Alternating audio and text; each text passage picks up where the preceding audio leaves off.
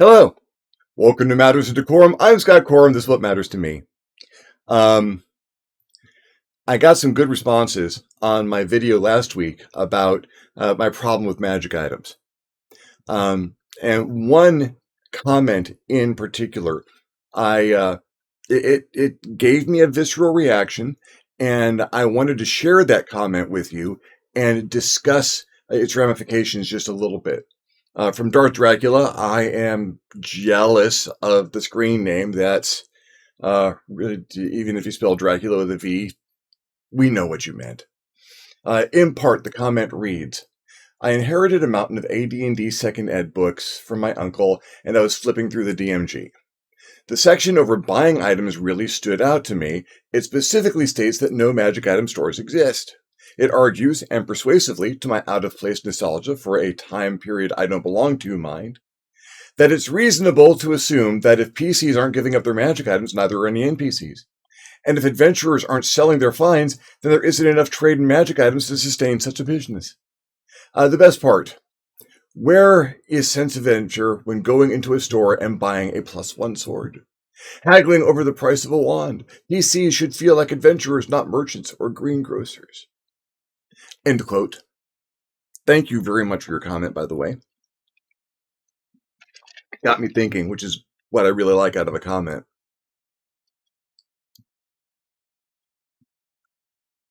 Because I like magic shops in my games, I had an initial negative reaction, tweaked me a little bit. Then I thought about it.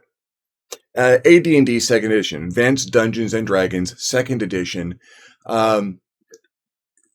The rough and woolly days of forming the Forgotten Realms and putting all the lore together that's going to make this shared world. It's not just the mechanics and the numbers, it's also the setting. So this is how they approached that in that setting. And look at the source material, which for just about all fantasy material at some point is Tolkien's Lord of the Rings, Lord of the Rings and the Hobbit.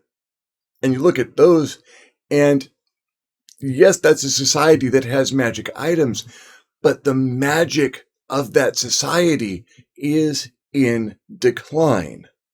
There aren't people making magic items.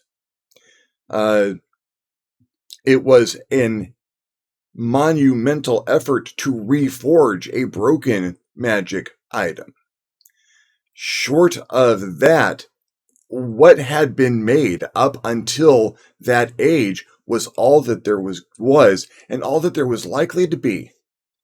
The elves made magic items. You didn't find many. Sauron made some magic items. Wizards could craft magic items. The elves were done with this world and leaving in bits and pieces. We had withdrawn to Rivendell and were or the woods and weren't doing that anymore. Study and art and healing and not forging swords and casting them with the magics that they could. There were maybe 5 wizards total. One of them was evil and had fallen to Sauron, and most of the rest had wandered off. You had Ragabash and Gandalf.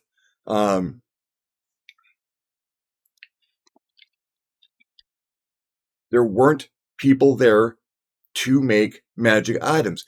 There wasn't a lot of demand for magic items. Adventuring was this thing done rarely by companies of small companies that kept their played their stuff close to the vest, and if they were lucky, they found magic items sealed away in a cave, left by someone who wasn't going to be able to use them anymore, or that they'd been taken from and hidden. If Bilbo hadn't been adventuring, he wouldn't have found Sting, much less the One Ring. That's that source material. There's no magic shops in Lord of the Rings. maybe some deep vault in Rivendell. Maybe there's one elf still tinking away on a hammer, inlaying some mithril in a blade, imagining he might go through the effort of enchanting it, but why bother? He's leaving. Already got his ticket for the swan boat. He's on his way. Now, that is not the only source of fantasy literature, not the only source of inspiration for these things, but given that setting, and given that setting from that inspiration, yeah, magic items in a world where magic's in decline, it's going to be one of the first things you're going to run into Adartha, because there's just not that many people to make them and not that much demand to have them. Supply and demand, and that's one of the important things to remember. Let's look at D&D 5th edition. Let's look at the monster manual, and let's look at a very particular phrase that occurs more than once in the 5th edition monster manual for Dungeons and Dragons.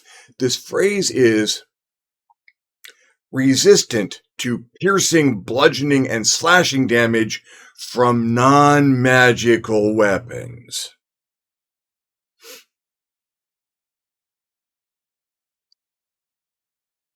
That is demand. Your sum total of adventurers in this particular world is not 13 dwarves and a hobbit.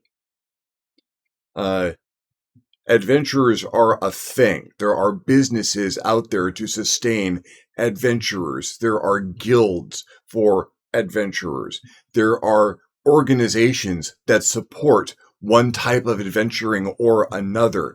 Adventuring is an economic force in Dungeons and Dragons 5th edition. You look at most of the source books. You look at Xanathar's or Tasha's. There's a lot of magic items out there. That's an increased supply. There's a lot of adventurers out there. That's an increased demand. And where you have supply and demand,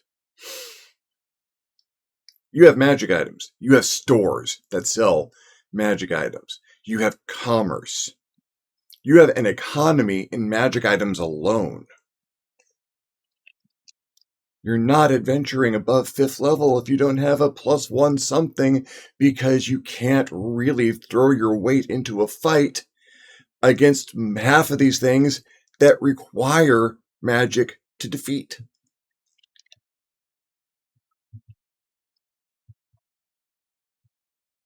Not everyone's a spellcaster. Not everyone can run out and grab an alternate form of damage. Not everyone can concentrate really hard and start throwing lightning or fire. Some people are out there good old-fashioned picking up big sharp things and hitting people with it, and if that ain't got a +1, you are doing half of your damage to that thing, if that, and in the meantime it's eating your face.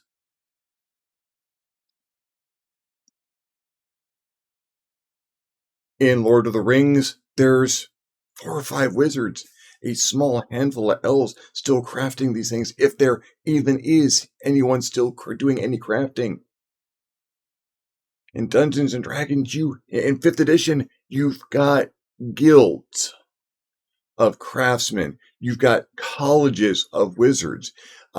You have populations that are dedicated to the art necessary to create magic weapons. And they're not just hoarding them in chests in the basement. It costs money to learn to use magic. It costs money to enchant items. At the very least, the item itself, but then there's materials, and enchanted items have gemstones and precious metal inlay and intricate carving and engraving in them. Those are not cheap to make. They're not inexpensive to produce. If I want to make a very, very good magic item and I want the materials for that item, I go out and adventure and kill things until I can drag back piles of gold to buy my materials, or I make a smaller, less expensive magic item with the resources that I have and sell it for the materials I need to make a better one. I can probably make a +2 sword with what I earn making and selling a +1 sword.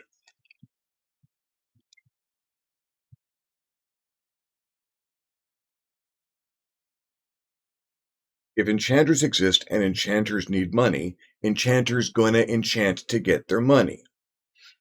And, well, someone is going to be in charge of getting the money for doing that enchantment.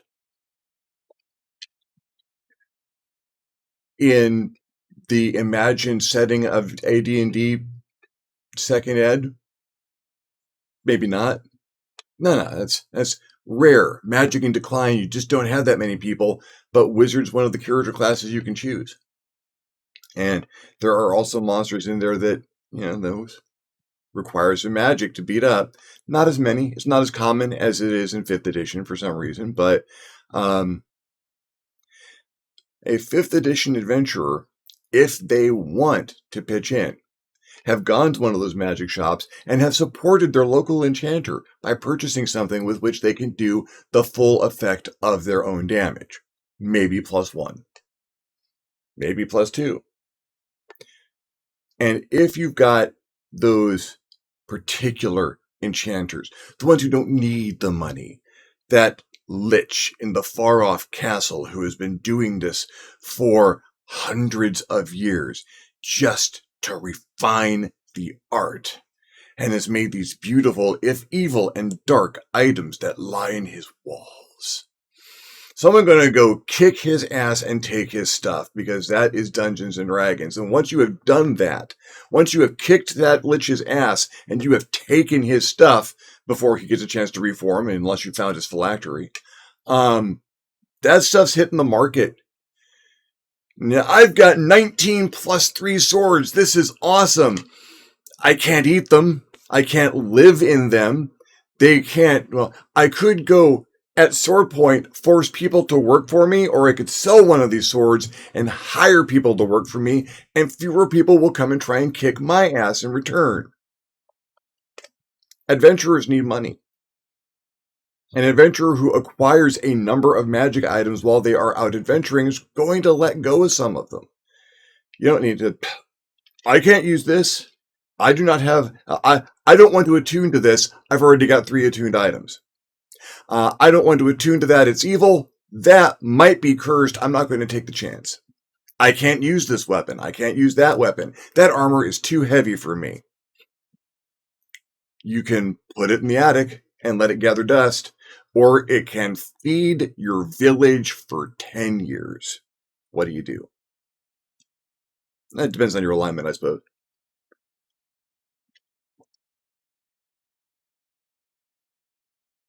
Adventurers move whole economies. You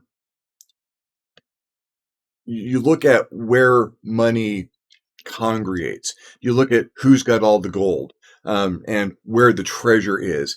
And that treasure in that dungeon over there, that the copper in that dungeon over there can feed that village. Not for 5 or 10 years. You can use that copper to upgrade the farms and get cattle, the seed and the fertilizer, hire some workers. The copper alone out of that dungeon can build the infrastructure that feeds this village for the rest of its life. Not to mention what you could do with the silver or the gold, the platinum, the gems, the statuettes, and of course, the magic items. The adventurers go over there and get all that stuff. I have never had a party of adventurers that I've run for get all this money and sit on it. They're not dragons. They don't get these magic items, and they get the magic items. Look at all the magic items we got. Let's pass them around to make sure everyone's got the magic item that they need. Okay, good. So far, rarely has there been so many that they've had to sell some off.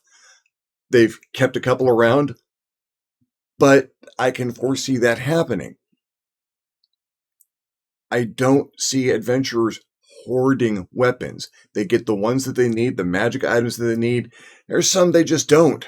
Pass it off to an NPC. See if there's anyone around them who needs it. Maybe not even an NPC who travels with the party. Wait, that shop owner that we helped a while ago, he could really use this, couldn't he? This would help him keep his stuff secure, and we wouldn't need to help him so much. Let's give him this thing. I've seen that happen more often than I've seen adventurers hoarding magic items they couldn't use.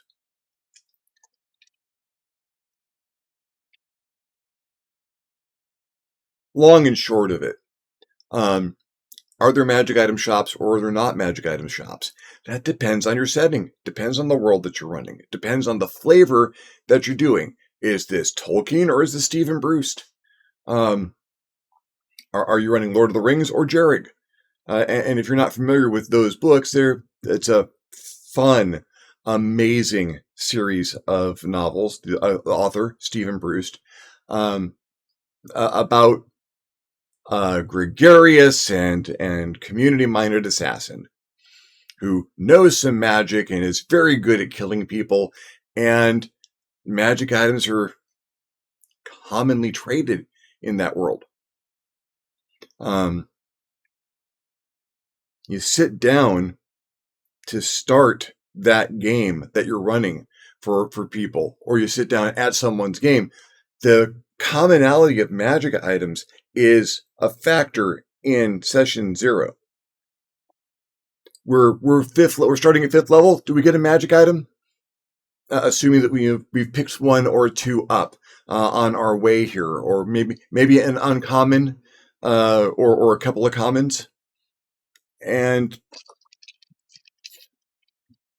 then there's that statistic for magic items in 5th edition. There's legendary magic items. That's what you find in the cave. That's not that many, but there's common magic items.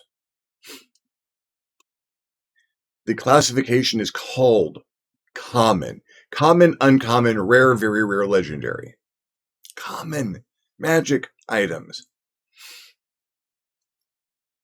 That's what you find in the store. Bunch of commons. Rack of +1 swords. A bucket of wands. Maybe they don't do that much damage, but, wand of prestidigitation, use it to clean your house.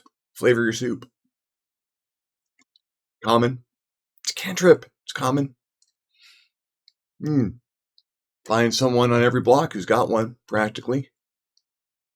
Uncommon? Well, there's a couple of those in the shop. Rare?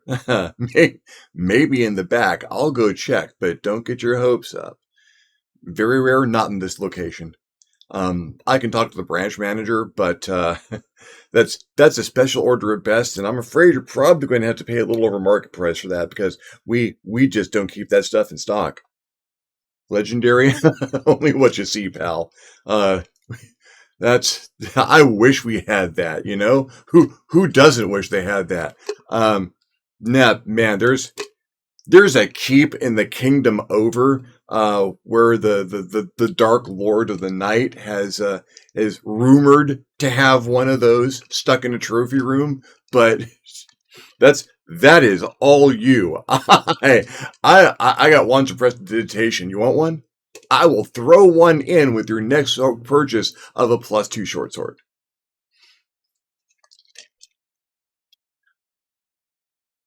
And that is adventuring. That is storytelling. The premise that there's no adventure in going to shop for a magic item. There's adventure in going to shop for anything. There is story, and there is character. There is background. That is a set piece. Any shop that someone walks into, I have sessions that are all shopping. I will hold back shopping from a number of sessions. Can we go find stuff? Well, this town has been ransacked 5 times. These people are lucky to have what they need. That, thank you for getting your stuff, but there's no shops here. I will hold back shopping until they get to a location where the shopping is plentiful, and I will let them go for a session or two and role play that. Can I find one of these? Well, maybe. That shop says they've got something like that, but there's this guy over there who seems to have something maybe a little bit better. Depends on who you want to trust in this case. Give me an insight roll. That's where the adventure is.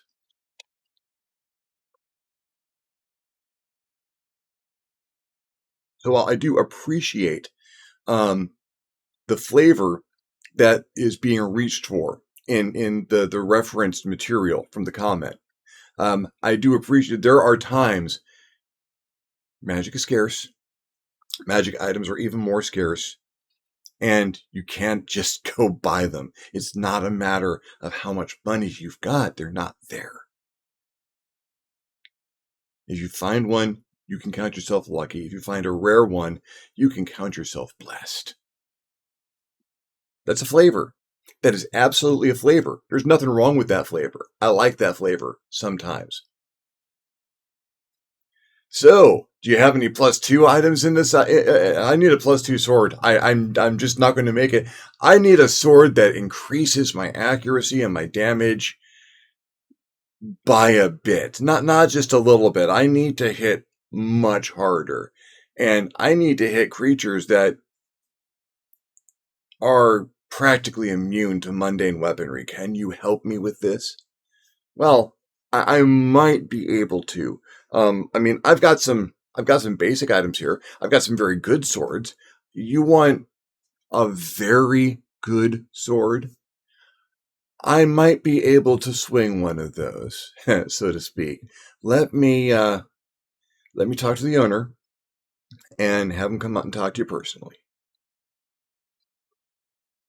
Hey, do you have any wands and magic missiles? Yeah, I got wands and magic missiles.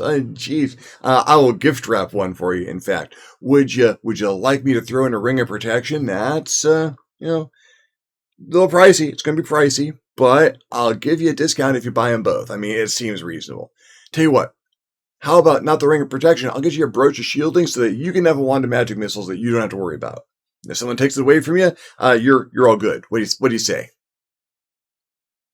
Different flavors, different games, different game masters, different settings, different adventures, sometimes different sessions. You can go from one of these to another in the space of some travel, planar travel, or this country is poorly off and this country is very well to do. This country is all rough and rugged, and you can't beat those people. They've got iron and sticks, and they will kill you because there's a lot of them. These people have magic, and they can probably hold their own over there, but they don't like getting hit with iron and sticks. And now you've got a dichotomy. You got a place you can't buy magic items, you got a place you can, and people moving between the two starts to get interesting because you get diplomacy, maybe. You get fights with different dynamics, and you get some intrigue in there. Awesome. Having worlds that are one flavor, or declaring that within this entire world, this institution doesn't exist. There are reasons for that. In your game, absolutely maybe. Probably not one of mine, because I have if I'm going to run a world in decline, or a world where magic is in decline, I'm going to have at least one player in that group who is going to kill themselves to bring it back. Looking at you, Wayne, who will see something broken in this world and have a need to fix it. And I don't hate that. I don't hate that at all. I see someone I see a group sit down and start planning out how they are going to not just beat the bad guy and stop the world from declining, but how they're going to bring it back. I've run 20 level campaigns. That wasn't what I set out to do. It's like, okay, well, you guys are going to get this place. Let's fix it up. Let's use it to increase the community. Let's put shops in here. Let's rebuild this world from this point. Naughty Crew formed around that effort exactly. Tuesday Nights in Idle. That was all them saying, well, we've got to keep. We have a responsibility. Let's use this to fix all the stuff we see that's broken. And when your party, when your table buys into your world and your game that much, heck yes, I'll give them magic shops. Because they've earned those. And I trust them to use them right. Well, thank you for following me along in this particular rant. Again, this is not to say anything about the designers second ed, D&D, and the no magic shops view. It's valid. It's a completely valid view. It is one way to run a game, and we have seen a lot of wonderful history and a lot of lore flow from that background. But it's also, I'm the dungeon master at my table, as are you dungeon masters who are watching this, and don't let anyone tell you what does and doesn't exist at your table. Now, take suggestions, listen to background, see what the possibilities are, but see what the possibilities are. Think it out, figure out how you want it done, and do it that way. And then once you buy that game, it's your game. And once you start rolling dice, that's your world. If you liked the video, give me a thumbs up. If you didn't like the video, give me a thumbs down. Feedback is feedback. Anything else you'd like to hear me talk about, or comments you'd like to discuss, questions you'd like to ask, apparently things you'd like to hear me talk about, leave me a comment below. I will love getting your comment. You'll love leaving me one. If you haven't subscribed to my channel yet, why not? My channel is awesome. Go ahead and hit the subscribe button. If you do, you might also want to hit the notification bell so you're alerted when my videos become available. If you would like to contribute to the channel in a more substantial manner, I invite you to hit me up my Patreon page, www.patreon.com/ScottCorum, and consider donating. Absolutely anything helps, allows me to make better videos more often. In the meantime, thank you very much for watching. I'm Scott Corum, this is What Does Matter to Me, and I will see you next time on the next Matters of DeCorum.